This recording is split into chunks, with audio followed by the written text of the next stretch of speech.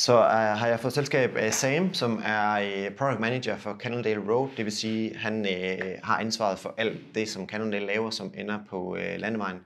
Sam har selvfølgelig været helt tæt på udviklingen af den nye 4. generations SuperSix, så han er den helt rigtige person til at fortælle os meget mere. So Sam, thanks for joining us, and Sure. I was hoping you could tell us a little bit more about what was the goal for the 4th generation of the SuperSix. Sure. Yeah. Okay, it's pretty easy. We have two bikes in our race lineup, SuperSix EVO and System 6, and they're really two sides of the same coin.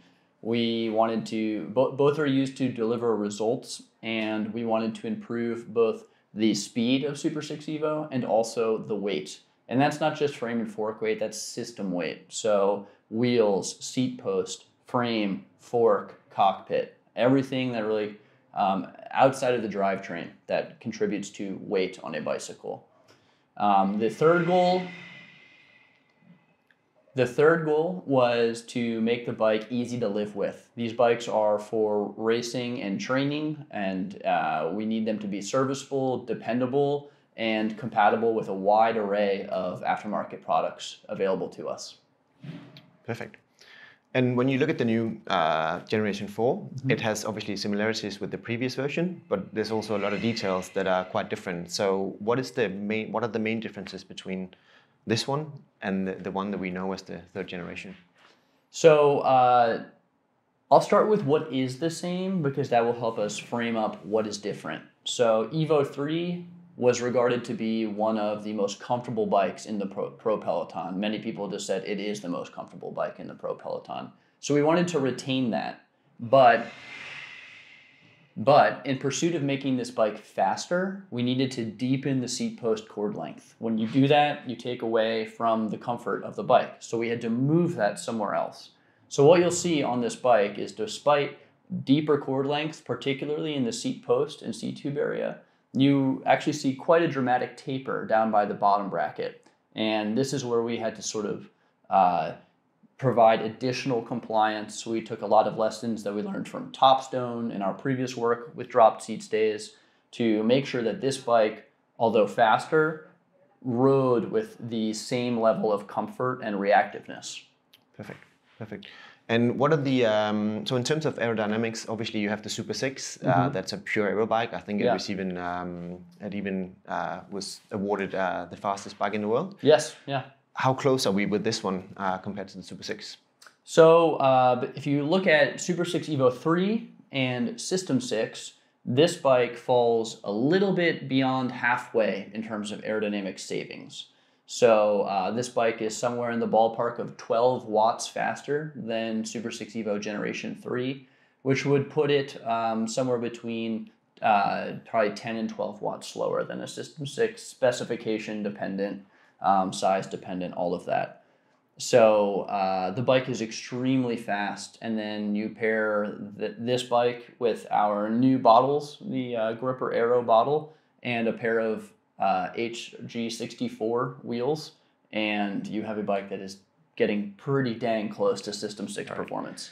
So when we look at this bike, obviously that's the Lab 71 version, and Cannondale fans might be very interested to know, what is Lab 71? Lab 71 is a brand new family of products for Cannondale. It really represents our desire to push the limits of performance and luxury that we can deliver within a production bike. So that ranges from specification. This bike features a ceramic speed bottom bracket and a collaborative effort with Physique in this new Argo 00 Mobius saddle. Physique bar tape. We wanted to capture that boutique specification in a production bike. Additionally, we use a brand new carbon fiber to our lineup called Series 0 Carbon, and we combine this with our nano resin. What this allows us to do is, where we used to have to use 2 fibers to give a frame tube structure and stiffness, we can now use 1. So, basic math, that's half as many. We're able to dramatically decrease the frame weight of the Lab 71 model by above 5% in some sizes. So it's quite dramatic. So obviously Lab 71, top of the range, ridden by the pros. Yeah. What are they saying? They're loving it. So you've seen quite a few bikes out there with the Lab 71 moniker. Additionally, I believe Richard Carapaz was just riding our black frame set to take national champion in Ecuador. So we've got quite a bit of feedback, and you know, we knew a lot about what they thought about the bike prior to the rest of the world seeing SuperSix because we work closely with them to develop these products. So one thing you notice with the Lab 71 especially and other top models is that there's a brand new handlebar. So how did that come about?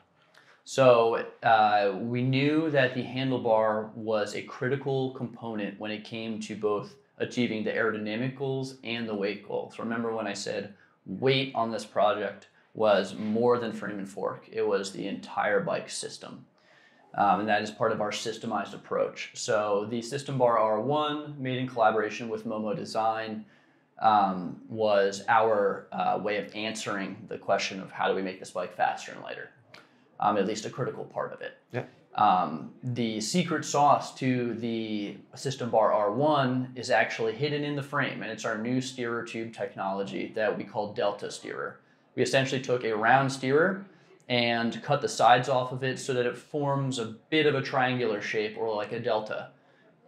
What this allows us to do is get the cables inside the frame all while using an 1.125" upper bearing. So no big beer can head tube, keeping everything tight and traditional and easily serviceable.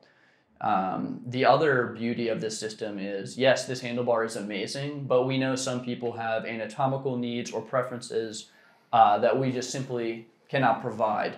So Delta Steerer, we made it a point to make it compatible with everything that's on market that is standardized surrounding a 28.6 steerer tube and a 31.8 handlebar.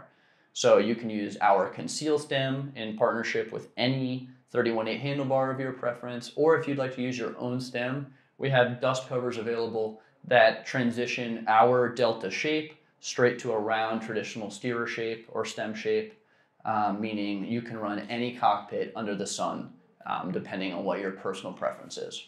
So Lab 71, top of the range. Yeah. What's after that? Oof.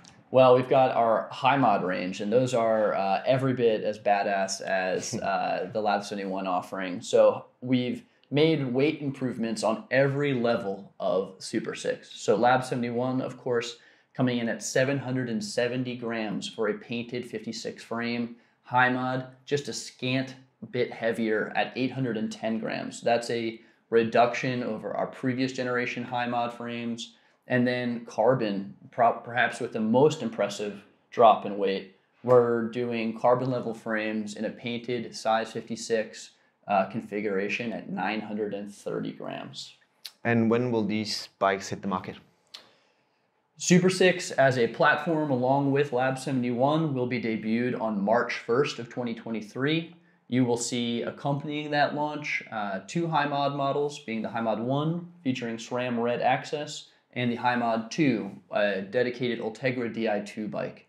Additionally, in the carbon level, you'll see a brand new Force Axis specification and a Carbon 2 level bike, being a Ultegra Di2 bike. And no announcements yet for additional models coming out. Okay, perfect. Sam, thank you so much. Of course, yeah. It's been a pleasure. Excellent. Thank you. Thank you.